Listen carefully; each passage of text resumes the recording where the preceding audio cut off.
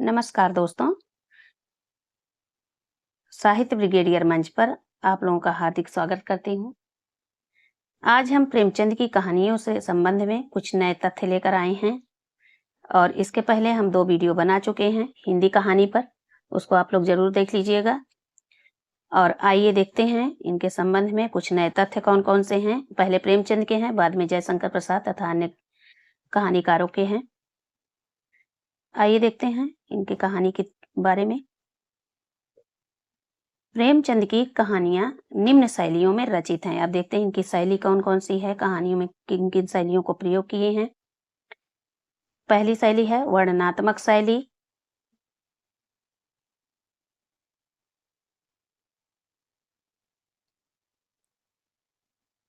जिसमें वर्णनात्मक शैली प्रयोग किए हैं रामलीला में, बड़े भाई साहब और विद्रोह इनकी कहानी है तथा ढपोर शंख है। और संवादात्मक शैली देखिए किसमें प्रयोग की है प्रेमचंद, जादू, कानूनी कुमार, इनकी 2 कहानियां हैं जिसमें संवादात्मक शैली है। अगली शैली है डायरी शैली। इन्होंने जो अपने मोटे रामजी शास्त्री नामक कहानी में प्रयोग किया है। और अगली शैली है इनकी पत्रात्मक शैली, जो 2 सखियां नामक कहानी में प्रयोग किए हैं। और इनकी एक और शैली है आत्मकथ्यात्मक है, जो शैली में लिखी गई है कुत्ते की कहानी।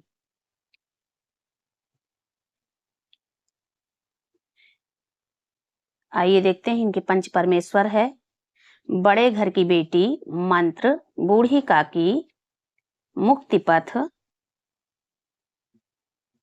तथा अलग्योझा आदि प्रेमचंद की गांधीवादी विश्वासों, इसमें हृदय परिवर्तन आदि से प्रेरित प्रख्यात कहानियां इसमें सम्मिलित हैं। जो कि हृदय परिवर्तन आदि से हैं जो कहानियां हैं पंच परमेश्वर, बड़े घर की बेटी, मंत्र, बूढ़ी काकी, मुक्ति पथ, अलग्योझा।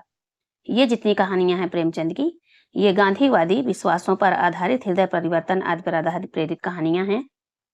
और इनकी कहानी पंच परमेश्वर जो है, इसमें ग्रामीण जीवन, किसानों की उदारता, काइयापन आदि का चित्रण है। अंत में गांधीवादी आदर्श की स्थापना है। अतः ऊपर लिखा जा चुका है, बताया जा चुका है कि हृदय परिवर्तन आदि से संबंधित कहानी है। अगली कहानी है इनकी सदगति। सदगत कहानी प्रेमचंद द्वारा लिखित समस्या पर लिखी गई दलित समस्या पर लिखी गई सबसे प्रसिद्ध कहानी है, जिसके अंतिम हिस्से में उन्होंने दलितों के भीतर उभरती हुई विद्रोह चेतना को भी प्रस्तुत किया है। अगली कहानी इनकी है 2 बैलों की कथा, जिसको पराधीनता के विरुद्ध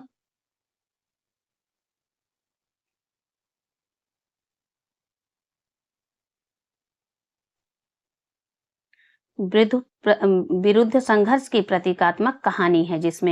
इसमें 2 बैल रहते हैं और वो जो है ले जाता है उसका साला, और फिर वो वहां पे उनका मन नहीं लगता अपने मालिक के बिना। यही कहानी बहुत ही मार्मिक और कथ्यात्मक ढंग पर लिखी गई कहानी है। अगली कहानी है इनकी पूस की रात।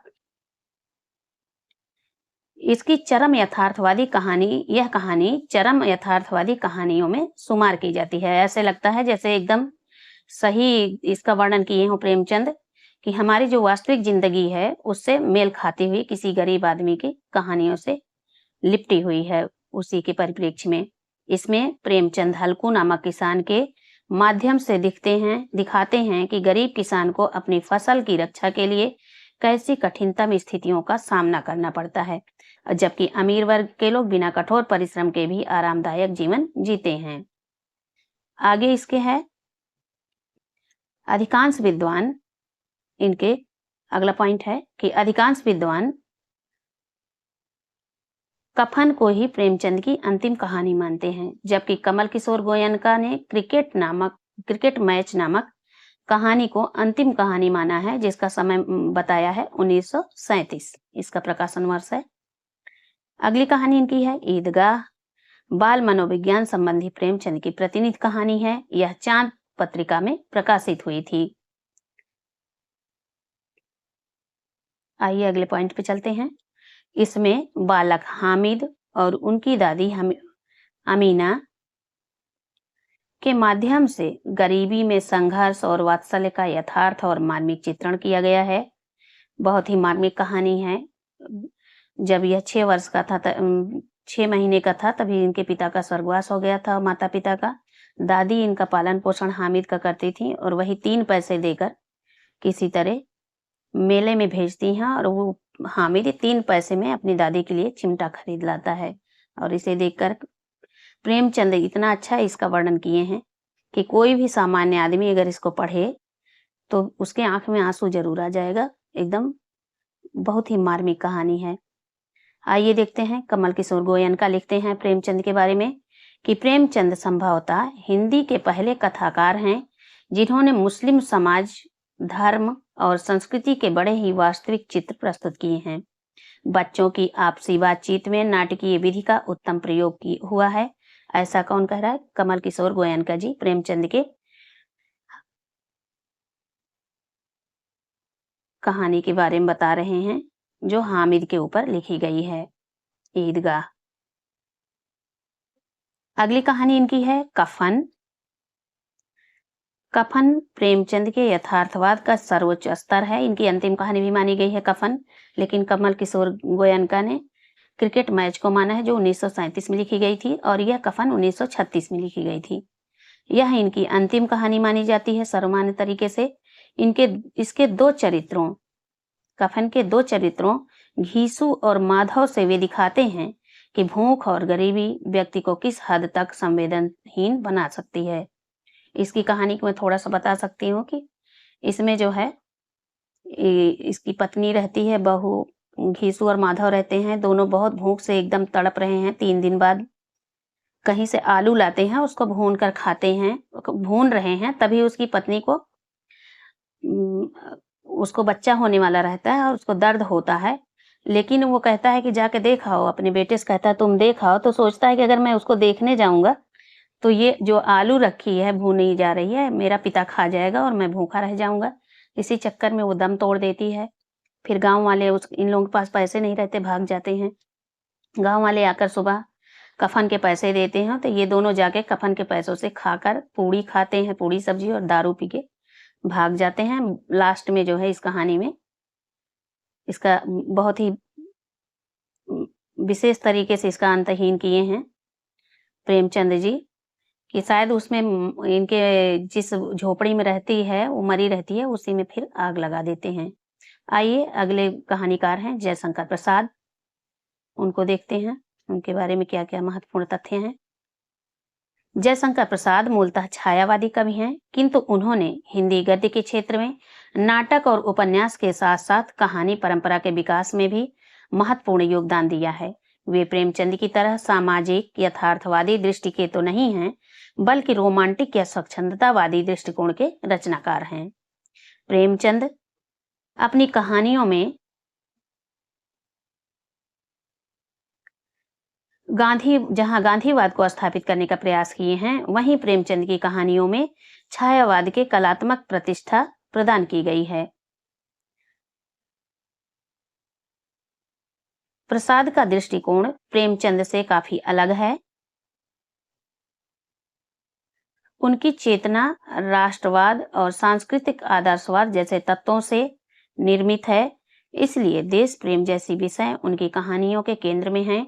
इसके लिए वे अपनी कहानियों में अतीत की पृष्ठभूमि लेते हैं, अर्थात प्रयोग करते हैं अतीत की पृष्ठभूमि को।